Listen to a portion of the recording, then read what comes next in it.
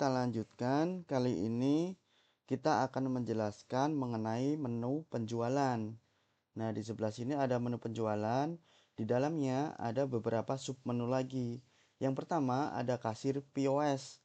Kasir POS ini adalah penjualan yang dilakukan langsung di toko atau di gerai. Penjualan kasir POS ini biasanya digunakan untuk penjualan umum, untuk customer umum yang langsung datang ke toko. Kemudian selanjutnya ada invoice penjualan.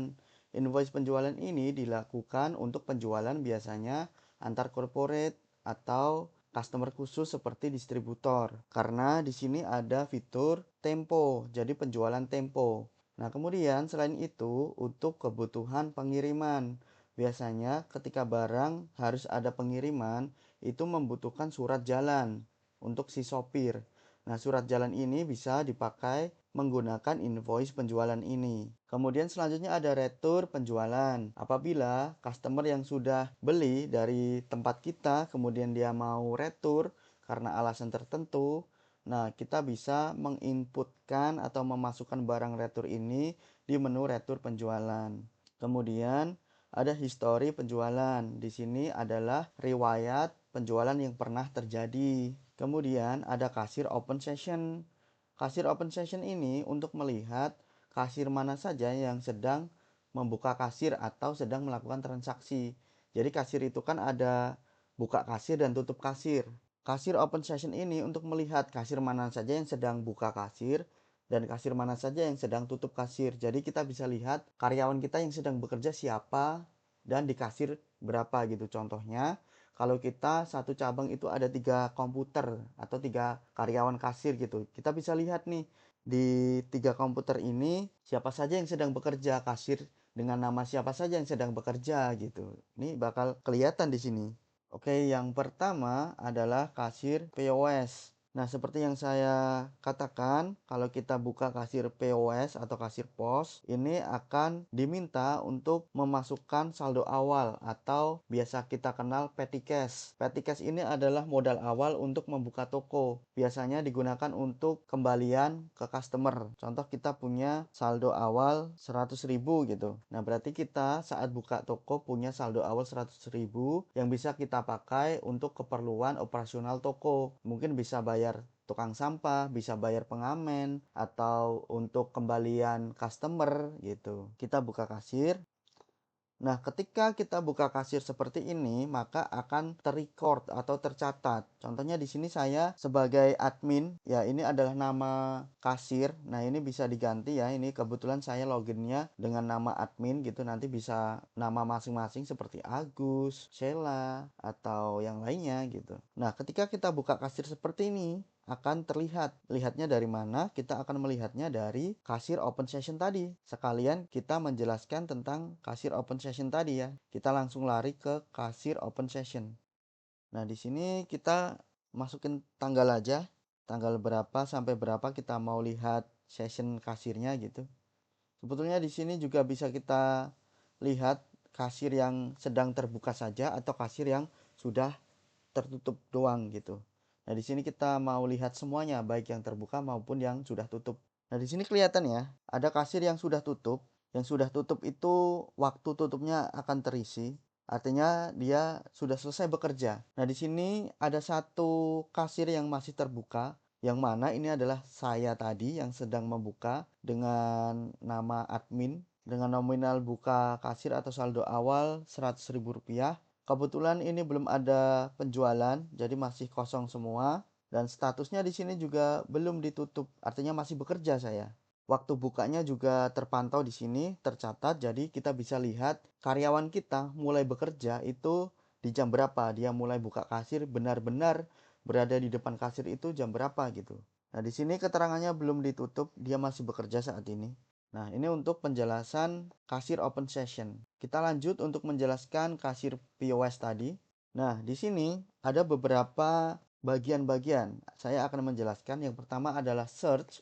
Di sini untuk mencari barang, misalkan tepung. Jadi bayangkan kalau barang yang kita jual ada ratusan atau ribuan gitu, akan sangat susah kalau kita hanya scroll-scroll ke bawah begini karena sangat banyak. Maka ada fitur search ini. kita akan menjual tepung, kita juga bisa menambahkan barang lain lagi. Begini. Selanjutnya di sini ada point calculation. Di sini adalah penjelasan mengenai poin apabila ini dibutuhkan ya, apabila ini digunakan gitu. Di sini ada penjelasan 10 poin setara dengan Rp10.000. Ini hanya sebagai pengingat oleh si kasir kalau ditanya, "Mbak, ini saya punya 10 poin kan ya? Ini kalau ditukerin dapat uang berapa gitu atau dapat potongan berapa?" "Oh ya Pak, ini kalau Bapak punya 10 poin itu kita bisa memberikan cashback atau potongan senilai Rp10.000 gitu." Nah, ini hanya untuk sebagai informasi nilai dari poin gitu. Selanjutnya ada nama pelanggan. Di sini kita bisa milih pelanggan karena pelanggan itu ada beberapa ya biasanya. Nama pelanggan itu kita simpan. Contohnya ada pelanggan Agus, Rizal, Suryo, Wisnu. Nah, gitu bisa kita simpan sebagai kebutuhan record dari penjualan ini. Kita jual barang ini ke siapa sih gitu. Kalau penjualan umum ini adalah orang yang tidak dikenal ya, orang mampir aja, kita nggak perlu kenal dia, dia bukan pelanggan. Nah, kita kasih ke umum ini saja sebagai default ini ya.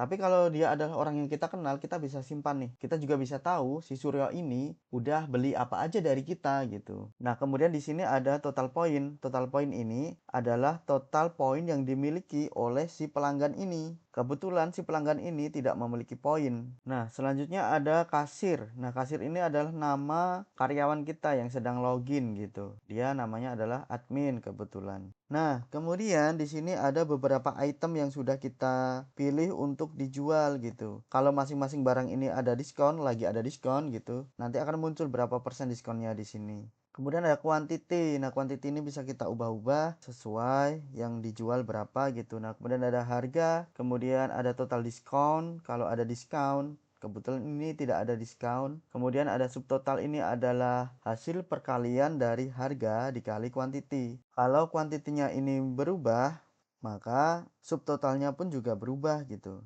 Nah, ini subtotalnya juga berubah. Di sini juga bisa kita ubah. Subtotal akan berubah. Ini bisa kita hapus juga. Di bagian bawah ini ada redeem point. Redeem point ini adalah poin customer yang ingin ditukarkan gitu. Contoh customer punya 10 poin, ingin ditukarkan menjadi potongan harga gitu. Nah, ini bisa terlihat di sini nanti. Bisa kita masukkan ya, misalkan 10 poin gitu. Nah, apabila customer tidak memiliki poin, di sini akan ada keterangan atau alert pengguna poin tidak boleh melebihi total poin pelanggan. Ya, poin 10 ini memang melebihi poin yang dimiliki karena dia memiliki 0 poin gitu. Jadi, dia tidak bisa menukarkan 10 poinnya gitu karena dia tidak punya poin.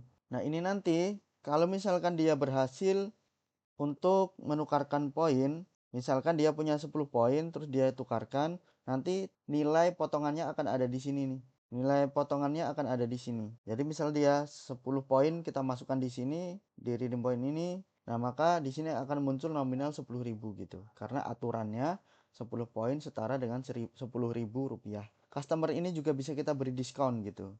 Misalkan diskonnya 20% gitu, otomatis akan terkonversi menjadi nominal rupiah. Nah, di sini juga bisa kita masukkan diskon langsung dalam bentuk rupiah. Jadi diskon ini bisa kita masukkan salah satu, mau persentase atau langsung dalam bentuk rupiah. Nah, jadi kalau misalkan di sini kita masukkan dalam bentuk rupiah, misalkan 1.000, ya di sini akan berubah juga. Jadi hanya bisa salah satu ya. Di sini ada keterangan 2,1% ini, artinya 1.000 ini setara dengan 2,1% potongan dari 48.000.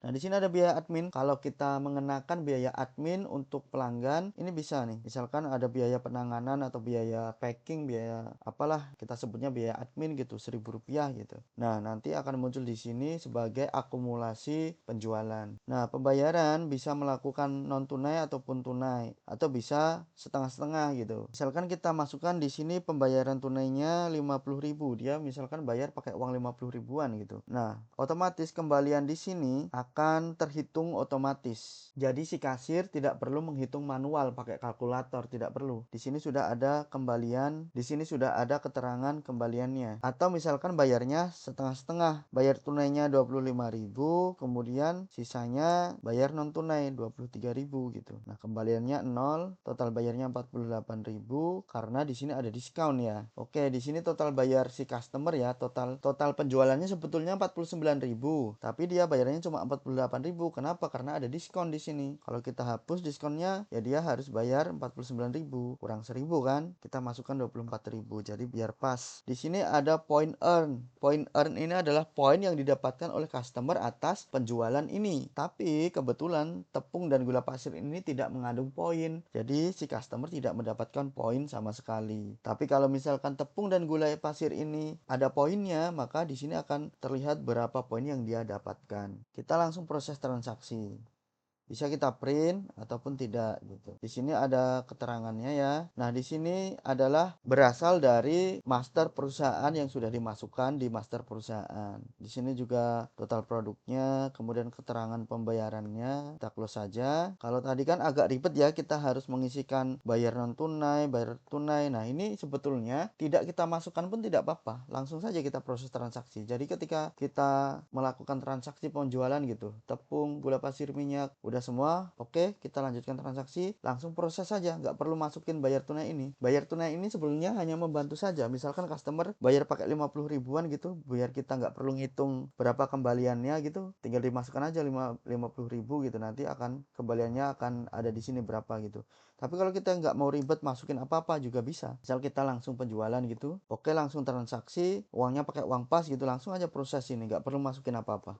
Oke, sudah. Nah, total harganya 44.000, total bayarnya langsung uang pas gitu. Ceritanya begitu. Nah, ini untuk penjualan. Kemudian di sini ada void. Void itu untuk menghapus semua ya. Kalau kita void begini, ini akan hilang. Kemudian ada stok, ini untuk melihat stok ya. Contohnya kita kan tadi jualan nih. Di sini stoknya misalkan 0 gitu misalkan. Ini stoknya ya 97,00. Jadi artinya ada 97 barang. Tapi kalau misalkan di sini 0 tapi kita nggak percaya, kita bisa cek di stoknya ini. Di sini beneran 0 nggak nih? Oh, ternyata iya 0 gitu misalkan gitu.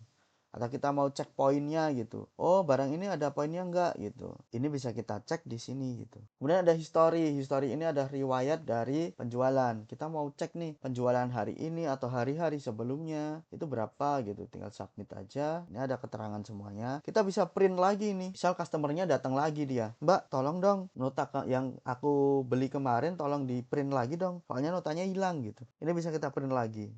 Nah, tinggal print gitu. Nah, kemudian ada refresh, ini untuk merefresh saja. Ada info, ini adalah cara pakai aplikasi ya, ini sebagai informasi saja. Kemudian gambar rumah atau icon rumah, ini untuk kembali ke halaman utama. Nah, di sini ada tombol untuk tutup kasir ini di sini. Nah, di sini tutup kasir. Nah, saya jelaskan untuk tutup kasir ini ada beberapa informasi. Informasi yang pertama waktu buka, waktu pertama kali si customer bekerja, terekam di sini. Kemudian saldo awalnya berapa? Yang kita masukkan tadi adalah 100.000. Total transaksinya berapa? 93.000. Total cashnya berapa? 69.000. Kemudian total non cashnya berapa? 24.000. Kalau si customer ngasih diskon, ini ada keterangannya di sini. Ini terekam gitu. Nah, pelanggan menukarkan poinnya ada berapa gitu. Kemudian pelanggan mendapatkan poin ada berapa gitu. Nah, ini harus tutup kasir dan memasukkan saldo akhir. Uangnya dihitung. Total uangnya berapa nih dihitung. Harusnya ada 100.000 ditambah 93.000, jadi 193.000. Ini tutup kasir admin shift 2 misal. Sudah berhasil ditutup.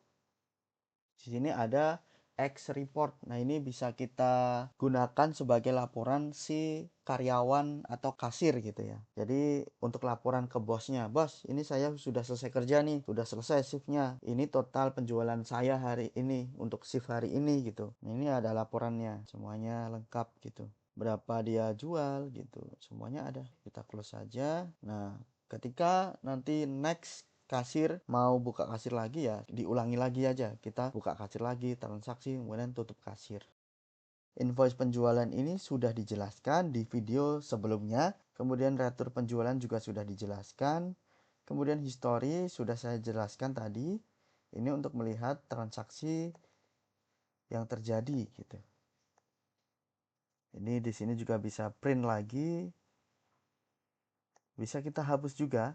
tapi ini hanya untuk admin ya. Kasir open session juga sudah ini untuk melihat kasir yang sedang bekerja ataupun yang selesai bekerja. Nah, ini oke. Jadi begitu untuk menu penjualan. Apabila ini sudah oke, sudah sesuai dengan yang diharapkan, maka kita akan lanjut ke menu selanjutnya. Baik, terima kasih. Sekian untuk videonya.